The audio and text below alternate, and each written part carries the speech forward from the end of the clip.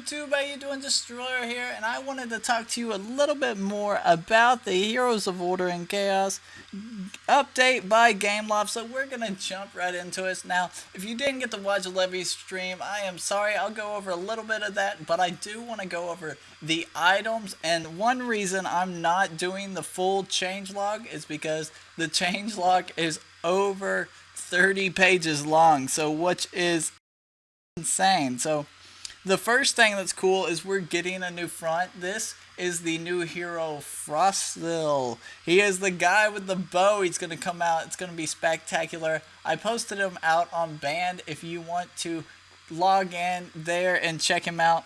Also, the game is going to be called Heroes of Order and Chaos Rising, and I'll rise from the dead.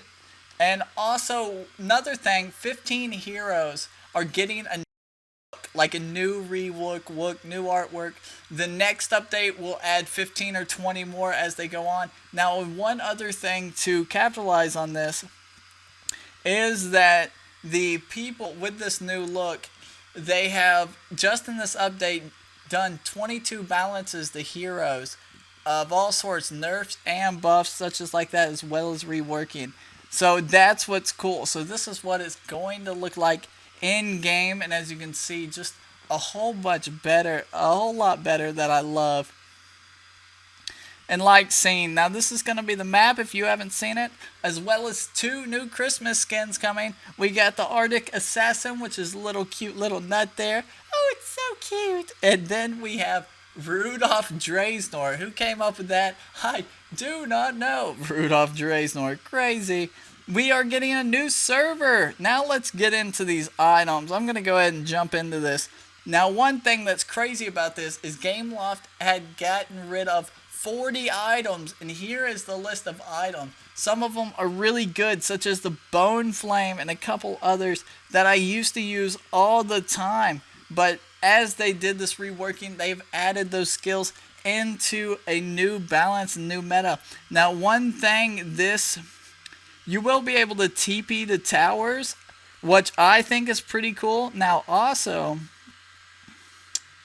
one thing that you should know is that Squire's Patience is increased. So Squire's Patience, Squire's Wisdom is 550 now. So you can't start in the beginning with double Squires unless you have you're a tank or something like that and you have that item. So as you can see, the prices have drastically changed, and how to build in those items have changed as well. If you look at the passive of the Leviathan, it's typically the same, but the Black Hermitage Cape, a lot more money. It's not 750 anymore.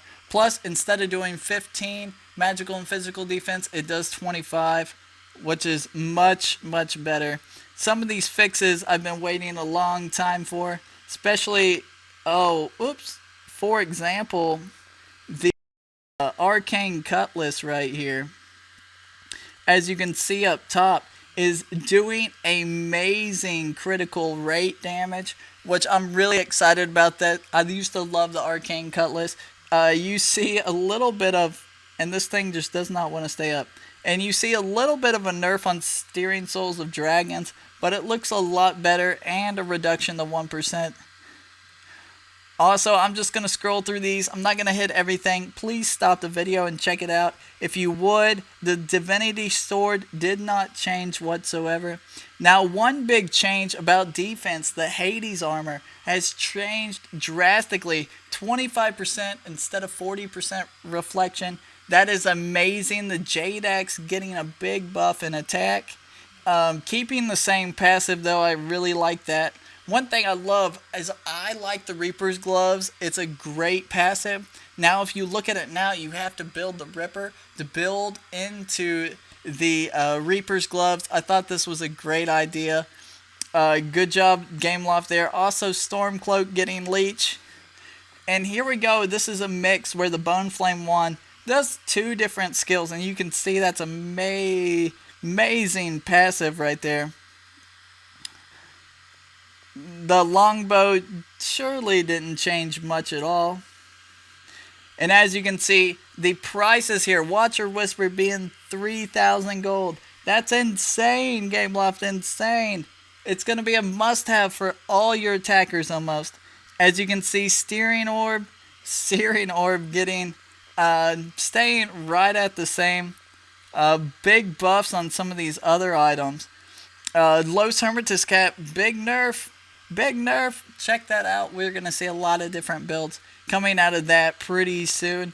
The Sapphire Amulet, nerf, nerf, nerf. Look at all these nerfs down through here.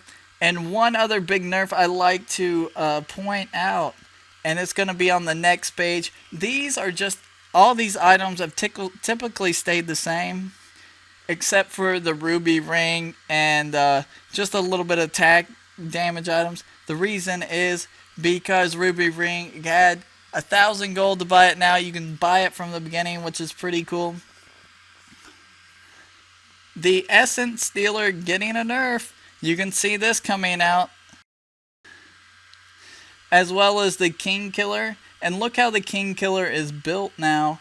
You need 2 items to build on the King Killer.